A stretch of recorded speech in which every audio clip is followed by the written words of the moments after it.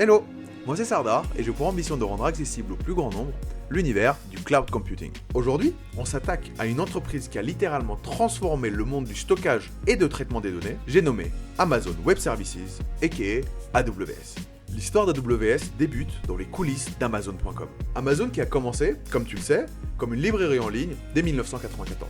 À cette époque, l'entreprise avait un avantage concurrentiel énorme grâce à sa large bibliothèque.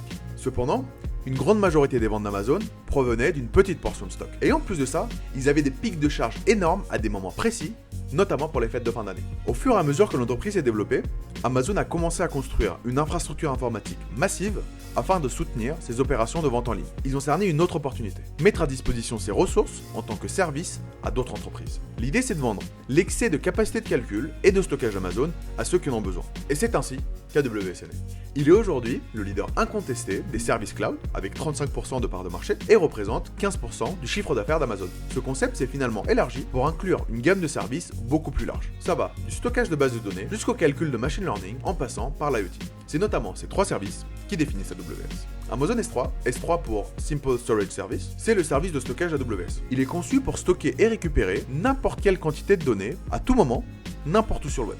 Amazon EC2 pour Elastic Compute Cloud, qui offre une capacité de calcul énorme dans le cloud. C'est un service qui permet aux développeurs de créer et de gérer des applications en ligne sans se préoccuper de l'infrastructure sous-jacente. Et enfin, AWS Lambda, qui exécute le code automatiquement en réponse à des événements, et vous ne consommez que lorsque le code s'exécute.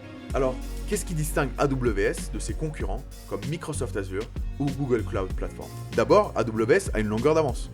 Il est rentré sur le marché du cloud plusieurs années avant ses concurrents. Ensuite, il offre une plus grande variété de services et d'outils, plus de 200 au total. Enfin, AWS est reconnu pour sa fiabilité et sa performance, ce qui en fait un excellent choix pour les entreprises qui nécessitent un traitement de données robuste et efficace. Par exemple, presque tout Netflix est hébergé sur AWS, tout comme les services iCloud d'Apple.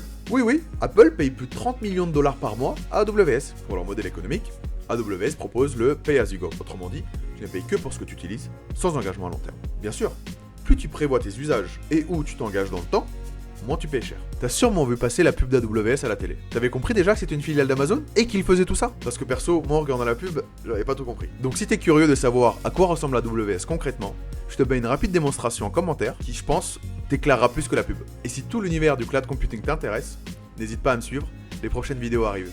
À très vite.